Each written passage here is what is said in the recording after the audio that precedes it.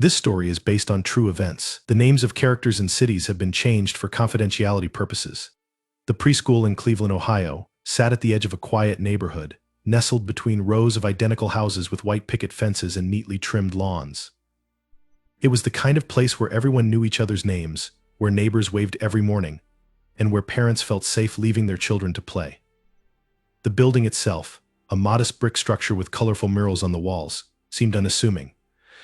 Its playground, filled with faded equipment and soft patches of grass worn bare by tiny feet, carried the echo of innocent laughter. Inside, the air always smelled faintly of crayons and glue, mingled with the sweetness of the cookies that Ms. Harper often baked for her class. Ms. Harper had been a fixture in the community for years.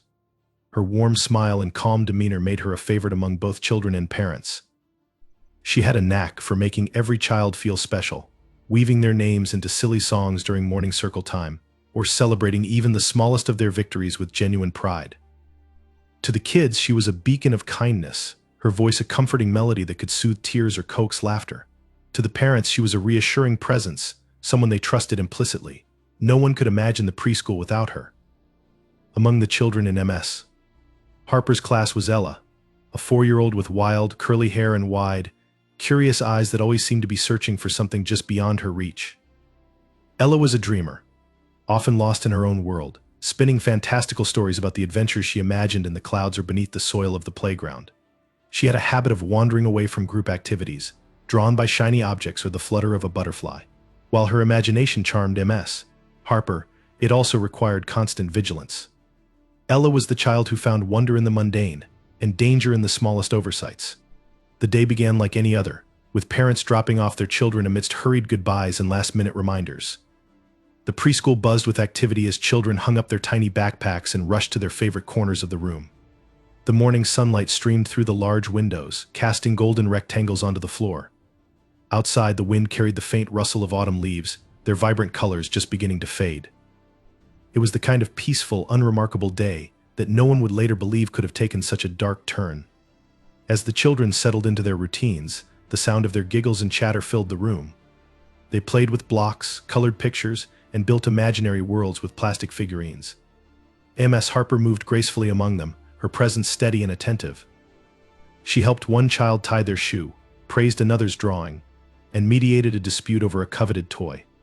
She had done this so many times that it felt like second nature, a rhythm as familiar to her as breathing. But beneath the surface of this idyllic scene, a sense of unease began to creep in. It was subtle at first, a faint undercurrent that went unnoticed. Ella had been unusually quiet that morning, her attention fixed on something in the corner of the room.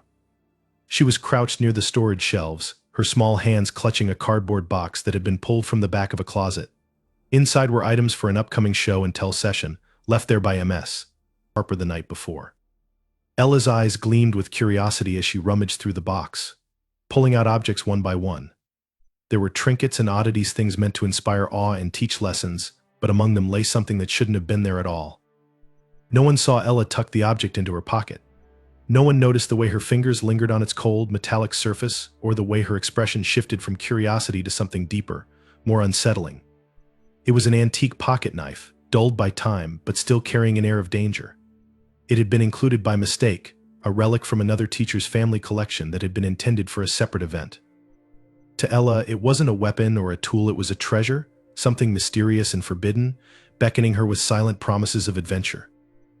The rest of the morning passed uneventfully, but Ella's mind remained fixated on the knife. Even as she joined her classmates for story time and finger painting, her thoughts drifted back to the weight in her pocket. She felt its edges through the fabric of her jeans, her fingers itching to hold it again. There was something about it that fascinated her, something that made her heartbeat quicken in a way she didn't understand. It was as though the knife had a story of its own, one that she was desperate to uncover. Ms. Harper, as perceptive as she was, failed to notice the subtle changes in Ella's behavior. The class was large, and her attention was pulled in too many directions. By the time lunch arrived, the weight of her responsibilities was beginning to show. She moved more slowly, her usual energy replaced by a quiet fatigue. She didn't see Ella slip away from the group during nap time, her tiny feet padding silently across the carpet as she made her way to the corner of the room. She didn't see Ella pull the knife from her pocket. her small hands trembling with a mix of excitement and fear. The preschool, so full of life and laughter, seemed to hold its breath. The room was bathed in an eerie stillness, the kind that settles just before something breaks. Outside, the wind picked up, rattling the windows and scattering leaves across the playground. Inside, Ella sat alone, the knife gleaming faintly in her hands. She didn't know what she intended to do with it. She only knew that she couldn't look away. None of them knew that the course of their lives was about to change forever. The morning sunlight filtered weakly through the windows of the preschool, casting long, slanted shadows across the colorful rugs and low wooden tables. It was show and tell day, an event the children always anticipated with barely contained excitement. This particular Friday, the air hummed with their eagerness as small hands clutched objects hidden in backpacks, pockets, or under jackets. Ms. Harper had a system in place to maintain order. The children would take turns presenting their treasures after circle time, a routine that ensured every voice was heard, every story shared. It was supposed to be a day of joy and discovery, a break from the usual rhythm of lessons and activities. What no one could foresee was how the innocent enthusiasm of show and tell would unlock something far darker. As the children gathered, their chatter filled the room with the buoyant energy of youth. One by one, they revealed their items: a stuffed animal that had survived countless adventures, a seashell collected from a distant beach, a well-loved storybook with dog-eared pages. Each object came with a tale, and each tale drew soft applause from tiny hands. Laughter rippled through the room as the children marveled at one another's treasures, their faces bright with delight. Then came Lucas's turn. Lucas was a quiet boy, one of those children who preferred observing to participating, always a step removed from the chaos of play. Today, though, he was visibly excited. He approached the center of the circle with a cautious, almost reverent gait, clutching something wrapped in a cloth. When he unwrapped it, the room seemed to inhale collectively. In his small hands was an antique pocket knife, its silver handle tarnished but still gleaming under the sunlight. The blade, though dull, retained a menacing edge, its pointed tip a stark contrast to the rounded corners of the preschool world. The children leaned in, their wide eyes reflecting a mix of awe and apprehension. Even Ms. Harper, unflappable as she usually was, froze momentarily before gently stepping in to ask Lucas about his show and tell. Lucas explained that the knife had belonged to his grandfather, who had carried it during his years as a sailor. It was a family heirloom, a piece of history, and he had begged his parents to let him bring it to class. Reluctantly, they had agreed, under the condition that he handle it with care and show it only when supervised. As Lucas spoke, his fingers traced the intricate carvings on the knife's handle, the details worn smooth by time and use. There was a weight to the object, a sense of stories untold, and it seemed to hold the children in a spell. Ms. Harper, sensing the unease creeping into the room, quickly took the knife from Lucas, thanking him for sharing such a special item, but emphasizing that it wasn't safe for children to handle. She promised to keep it on her desk until the end of the day, at which point Lucas could take it home. The knife, now out of sight, seemed to take its aura with it. The children, though reluctantly, returned their focus to the remaining presentations, their attention scattered but gradually settling once more. But the knife hadn't disappeared. Its presence lingered in the room, a shadow cast long after the object itself was removed. Some of the children whispered about it, their voices low but charged with excitement. To them, it was no longer just a knife, it was a forbidden relic, imbued with mystery and danger. It sparked their imaginations, their minds spinning tales of pirates and explorers, of secret missions and hidden treasures. Even those who had initially felt uneasy couldn't help but feel drawn to it, their curiosity outweighing their fear. Ella, seated at the edge of the circle, had been unusually quiet throughout the morning. She was captivated by the knife in a way she couldn't quite explain. There was something about its sharp angles, its cold gleam, that called to her. When it was placed on Ms. Harper's desk, far from the reach of small hands, Ella's eyes followed it. She imagined what it would feel like to hold it, to trace its carvings, to uncover the secrets it seemed to hold. To Ella, the knife was no longer just an object, it was a key to something larger, something she didn't yet understand but yearned to explore. As the day wore on, the knife remained on the desk, unnoticed by most but not by Ella. It lay there, half hidden beneath a stack of papers, its metallic surface catching the light whenever Ms. Harper moved nearby. Ella's thoughts kept returning to it, her curiosity growing stronger with each passing moment. It wasn't just about the knife anymore, it was about the thrill of the forbidden, the allure of something she knew she wasn't supposed to have. Nap time arrived, and the children lay down on their mats, their small bodies wrapped in blankets as they drifted into the soft, rhythmic breaths of sleep.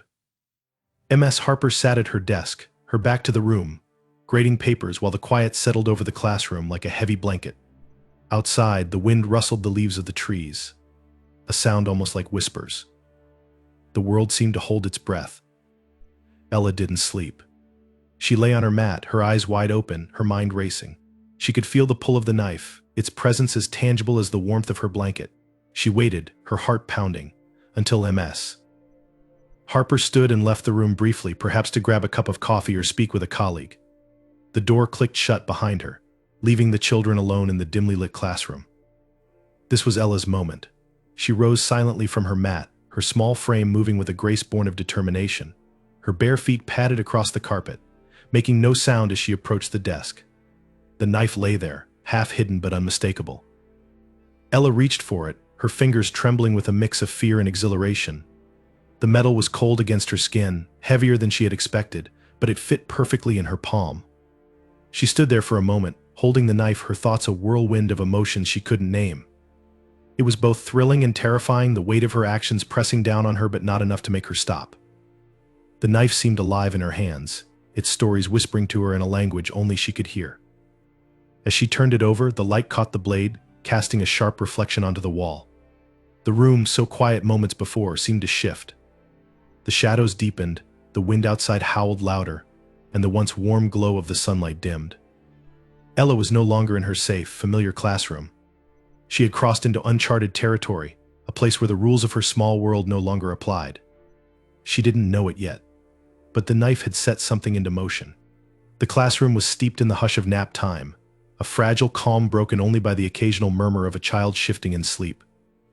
Outside, the wind pressed against the windows with an eerie persistence, the branches of nearby trees scraping the glass in irregular patterns. The subdued light inside made the room feel smaller, as though the walls were leaning in slightly, cradling its inhabitants in a quiet, dreamlike state. But the tranquility was deceptive beneath the stillness. Something restless and wrong was unfolding. Ella stood near the desk, her small fingers curled tightly around the knife.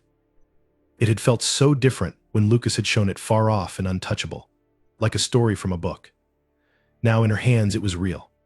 The cold metal seemed to hum against her skin, an unspoken challenge whispering through its sharp edges and worn carvings. Her heart pounded as she tilted it this way and that, watching how the dim light danced on the blade's surface. It was heavy for something so small, its weight pressing into her palm like a secret too big to hold. She felt an urge she couldn't name, a pull not rooted in malice or intent but in the sheer mystery of it. She wanted to know what it could do, what it meant to hold something forbidden. For Ella, the knife was not a weapon but a question, and the answers felt tantalizingly close. Her imagination raced, filling her mind with visions of explorers and pirates, of daring rescues and buried treasures. She crouched near the edge of the desk, hidden from view, and turned the blade toward the corner of a nearby piece of paper. Slowly, with trembling hands, she pressed it down, trying to cut. It didn't work. The blade, dulled by age, only crinkled the paper, leaving a faint indentation where Ella had applied pressure. Frustration bubbled in her chest as she tried again, harder this time, the knife's edge catching awkwardly against the surface. She shifted her grip, her hands growing clammy, and the knife slipped slightly. Startled, she jerked it back, the movement too quick, too unsure. It slipped from her grasp entirely and clattered onto the hardwood floor with a sharp, metallic ring that shattered the stillness of the room. The sound startled the sleeping children. A few stirred, blinking groggily, their eyes darting toward the source of the noise. Ella froze, her pulse hammering in her ears. She reached down quickly, her small hands scrabbling to retrieve the knife, but before she could pick it up, a shadow fell over her. Ms. Harper had returned.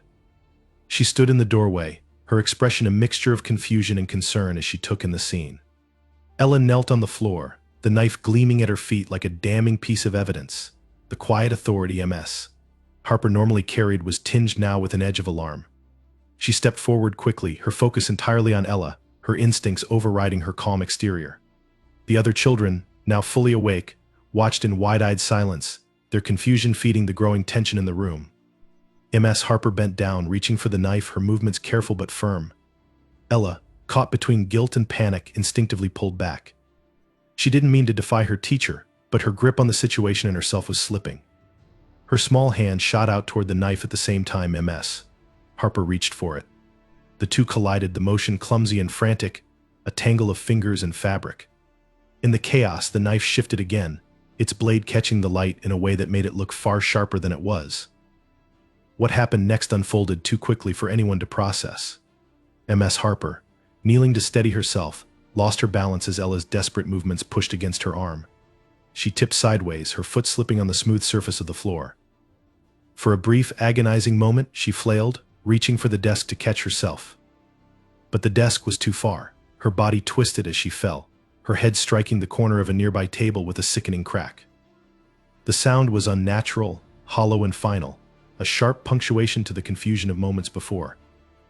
Ella screamed, a high, piercing wail that sliced through the air, like the very knife she had been holding. The other children joined in, their cries filling the room with a cacophony of fear and chaos. Ms. Harper lay motionless on the floor, her body slumped at an angle that looked wrong, unnatural. A dark stain began to spread beneath her head, slow at first, then faster, seeping into the fibers of the rug. The crimson bloom was mesmerizing in its horror, its vibrancy stark against the muted tones of the classroom. The teacher's aide, drawn by the noise, burst into the room moments later. Her eyes widened in horror as she took in the scene. Ms. Harper lying still, the blood pooling, Ella standing frozen beside her, the knife still clutched in her tiny hand. She moved quickly, scooping Ella away from the body, her voice shaking as she shouted instructions to the older children to stay put. The knife clattered to the floor once more, forgotten for the moment, as the aide's trembling hands reached for the phone to call for help. Ella's mind reeled as she was pulled away. She didn't understand what had happened, not really. Her eyes were fixed on Ms. Harper, on the stillness of her form in the dark, spreading pool that seemed to grow larger with every second. She couldn't hear the aide's frantic voice or the cries of her classmates. The world had narrowed to that one horrifying image, burned into her mind like a brand. The weight of what she had done or thought she had done pressed down on her small chest, suffocating her in a way she couldn't describe. Minutes passed like hours. The wail of approaching sirens cut through the chaos, their sound both a promise of help and an omen of the gravity of what had occurred. Paramedics rushed into the room, their faces grim as they assessed the scene. They worked quickly, their voices low but urgent, their movements practiced but tense. One of them knelt beside Ms. Harper, checking for a pulse, while another ushered the children out of the room. Ella was carried away, her small frame trembling, her wide eyes vacant. The preschool, once so full of life and laughter, was left silent, save for the muffled voices of the responders. The knife lay forgotten under the desk, its tarnished surface catching the last rays of sunlight, as the day outside continued, indifferent to the tragedy that had unfolded within. The moment hung in the air, stretched unbearably thin, as though time itself recoiled from the horror of what had just occurred. The classroom, so recently filled with the innocent hum of children's laughter and soft breaths of nap time, was now consumed by chaos.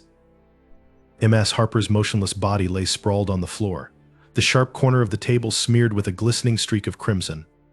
A silence fell that was heavier than the loudest scream, broken only by the uneven sobs of a few children who had begun to understand that something was terribly wrong.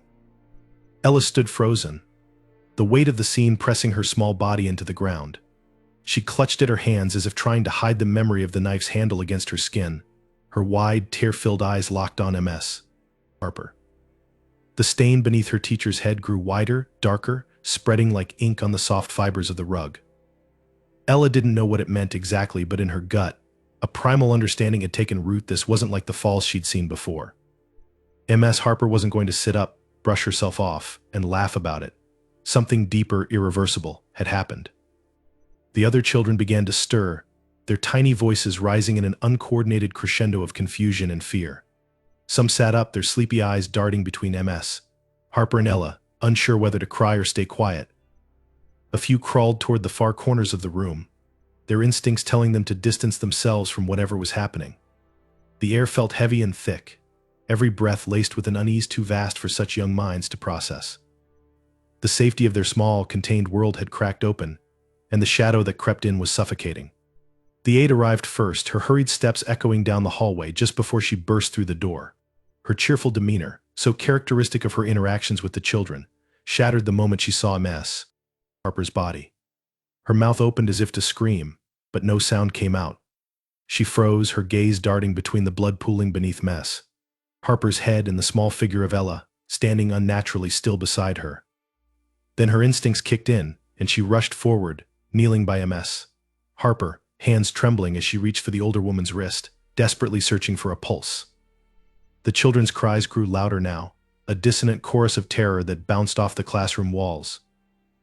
Ella's legs felt like they were sinking into the floor, her heart hammering in her chest as she stared at the aide's frantic movements. She wanted to explain, to say something, but no words would come. Her throat felt tight, strangled by the enormity of what had happened.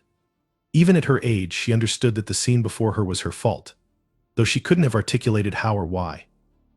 All she knew was the look in the aide's eyes when they met hers, a flash of something between pity and fear that struck Ella like a physical blow. The knife, forgotten in the chaos, glinted faintly beneath the desk.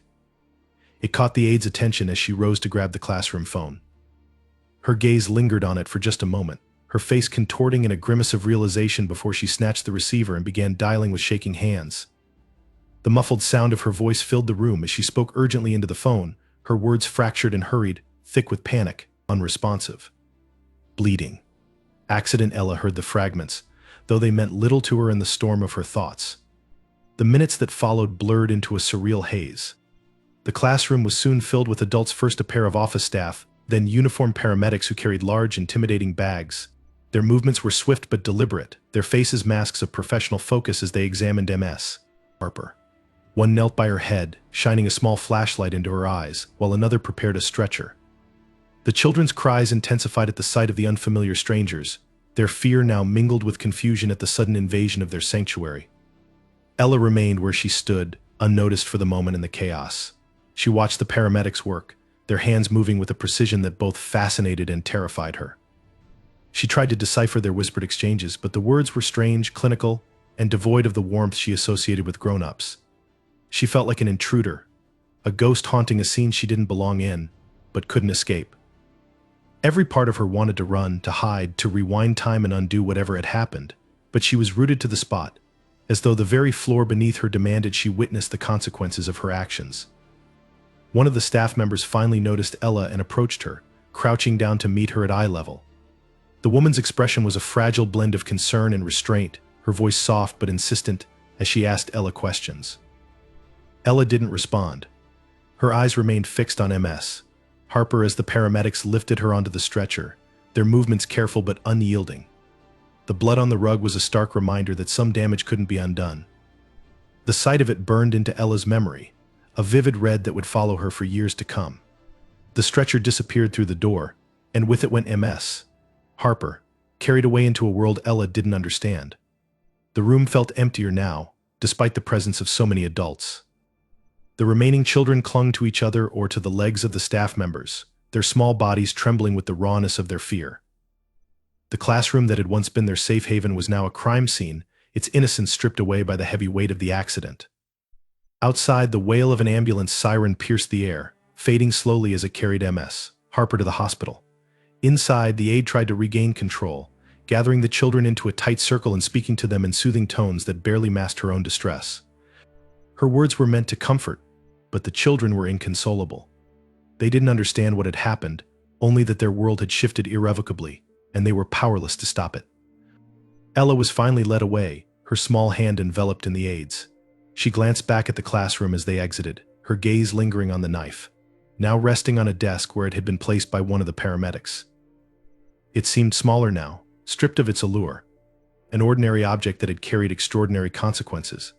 But to Ella, it was no longer just a knife, it was the embodiment of everything that had gone wrong, a symbol of a moment she would never forget.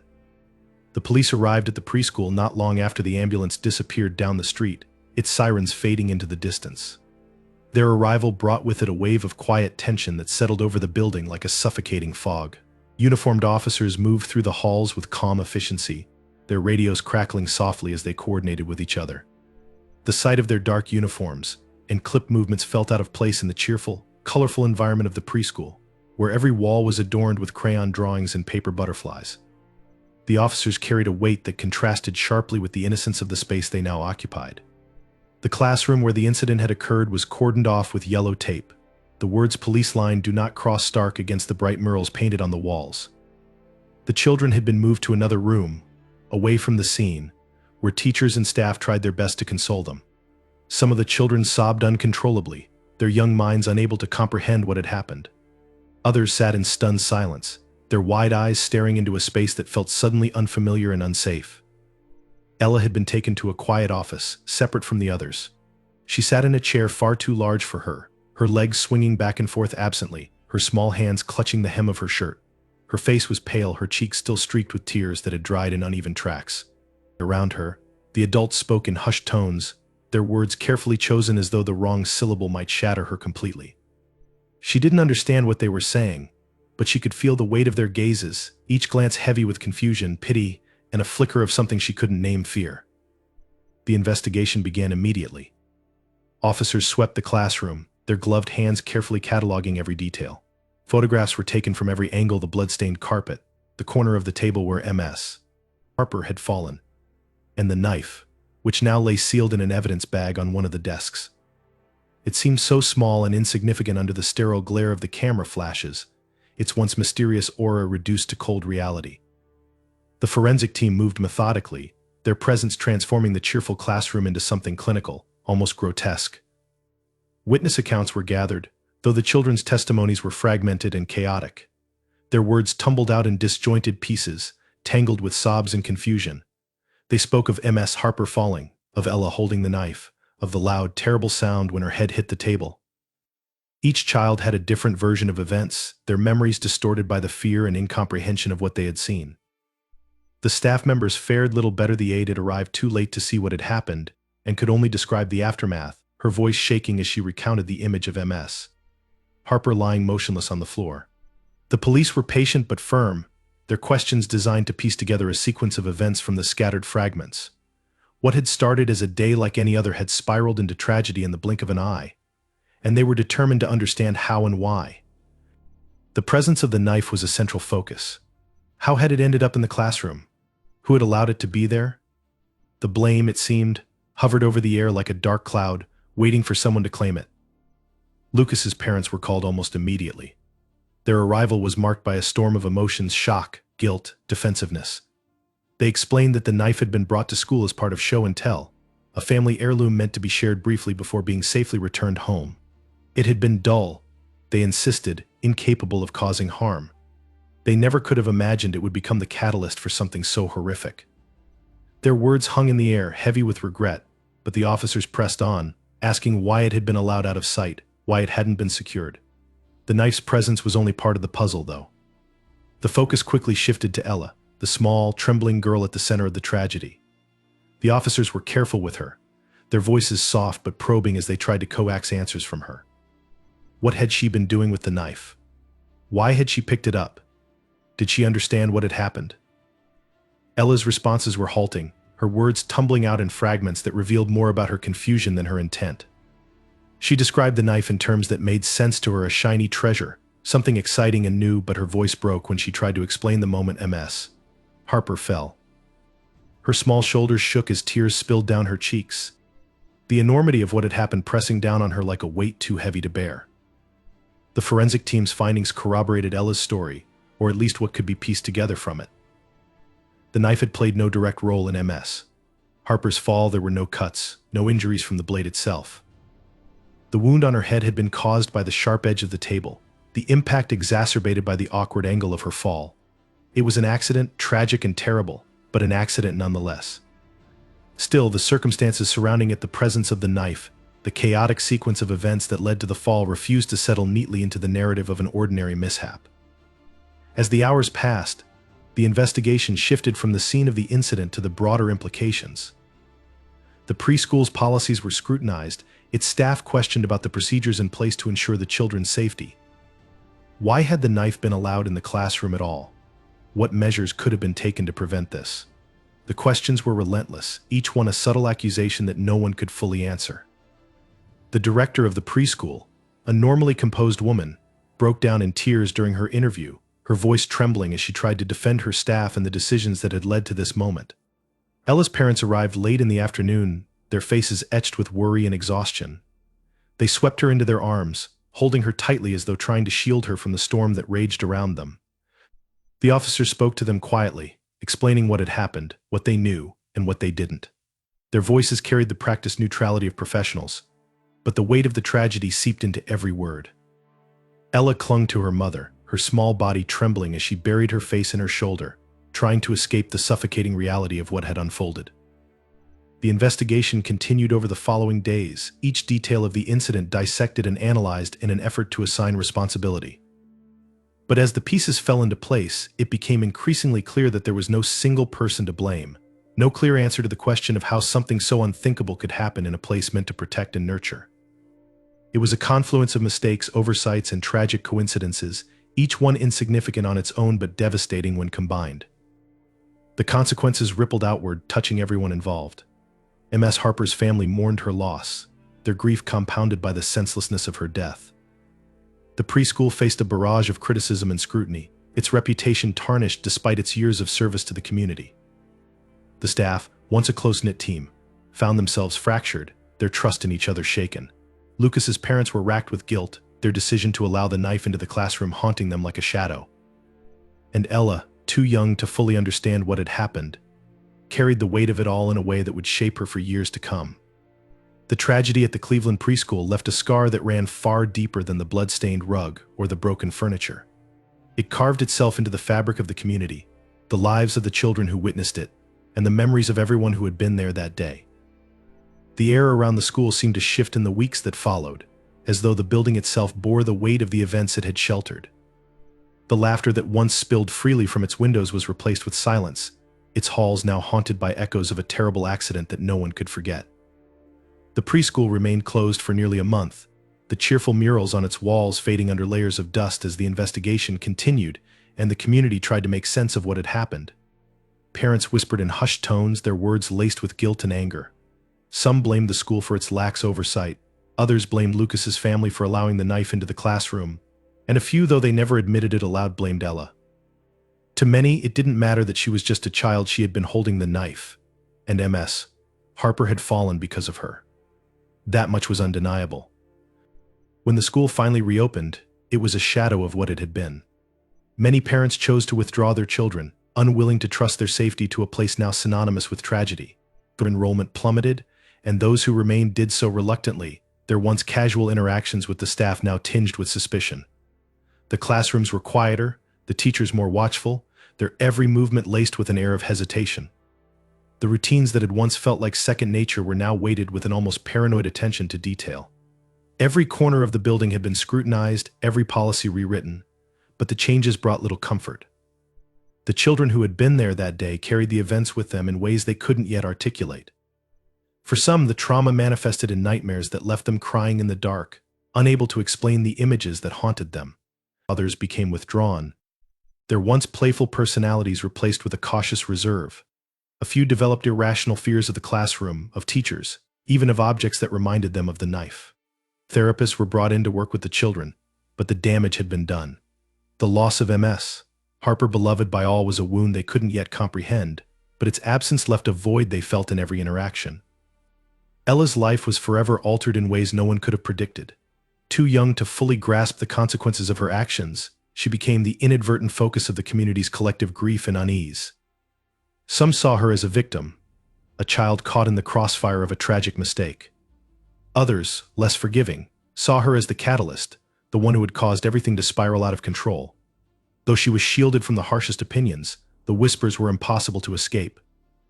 The other children began to avoid her, their parents discouraging contact with the girl who had, in their eyes, brought death into their world. At home, Ella's parents struggled to navigate their new reality. They were racked with guilt, not for anything they had done but for their inability to protect their daughter from the storm of blame and isolation. They enrolled her in a different school, hoping a fresh start might help her escape the stigma that had attached itself to her name. But Ella carried the weight of that day with her, a heavy shadow that followed her wherever she went. She became quieter, her once boundless curiosity tempered by fear. She no longer sought out shiny objects or wandered away from the group. She stuck to the edges of things, as though trying to disappear. As Ella grew older, the memories of the incident became more fragmented but no less potent. She remembered flashes, the gleam of the knife, the sound of Ms. Harper falling, the dark pool spreading beneath her head. These images replayed in her mind at odd moments, invading her thoughts without warning. She often woke from dreams that left her trembling, her heart pounding as though she were still standing in that classroom, clutching the knife and watching the world unravel. She didn't talk about it. Not to her parents. Not to her teachers. Not even to the therapist her parents insisted she see. The words felt too heavy, too dangerous, as though speaking them aloud might make them real again. The town, too, bore the scars of the tragedy. The preschool became a symbol of something no one wanted to confront, its reputation forever tarnished. Over the years, its enrollment never fully recovered, and eventually the school was forced to close its doors. The building stood empty for a time, its brightly painted walls slowly fading to gray as the elements took their toll. Eventually it was sold and repurposed into an office space, but those who remembered its history avoided it, as though the weight of its past could seep through its new walls. Lucas's family moved away not long after the incident, unable to endure the sideways glances and whispered accusations that followed them wherever they went. Though they had never intended for the knife to cause harm, their decision to allow it into the classroom was a mistake they would carry for the rest of their lives. For years, they kept the knife hidden in a drawer, unable to look at it but unwilling to part with it. It had once been a cherished heirloom, a link to their family's past, but now it was a reminder of everything they had lost. For the community, the tragedy became a cautionary tale, a story passed down in hushed tones as a reminder of how quickly innocence could be shattered. New safety regulations were implemented in schools across the county, strict rules that governed everything from show and tell items to the design of classroom furniture. The changes were necessary, but they came too late to save Ms. Harper or undo the damage done to those who had been there that day. Her memory was honored with a small plaque near the playground, a simple inscription that read, "In loving memory of Ms. Harper, a teacher, a friend, a light." But for many it wasn't enough. The wound her loss left behind was too raw, too deep. As the years passed, the children who had been in that classroom grew older, their memories of the event fading but never disappearing entirely. Some spoke of it rarely, their voices tinged with the discomfort of a pain too complex for words. Others avoided the subject altogether, burying it deep in their minds where it couldn't hurt them. But for Ella, the shadow of that day never truly lifted. It shaped her in ways she didn't fully understand, influencing her every decision, her every interaction. She grew into a quiet, introspective young woman, her vivid imagination turned inward, her curiosity tempered by caution. In her teenage years, Ella began to write about the event, not as a way to share it with others, but as a way to make sense of it herself. She filled notebooks with fragmented memories and half-formed thoughts, trying to piece together a narrative that would allow her to understand what had happened and why. She wrote about Ms. Harper, about the knife, about the moment time seemed to stop. But no matter how many words she put down, the answers remained elusive, the tragedy incomprehensible. By the time Ella reached adulthood, she had come to accept that the events of that day would never fully leave her. They were part of who she was, woven into the fabric of her identity. She carried them with her, not as a burden but as a reminder of the fragility of the world and the consequences of even the smallest actions. In time she found a measure of peace, though the memory still haunted her dreams and the weight of them never entirely lifted. The tragedy at the preschool became a story of the past, its details softened by time but its impact forever etched into the lives it had touched. The community moved on, as communities always do, but the echoes of that day lingered in quiet corners, in the minds of those who had been there, and in the heart of a little girl who had grown up too fast.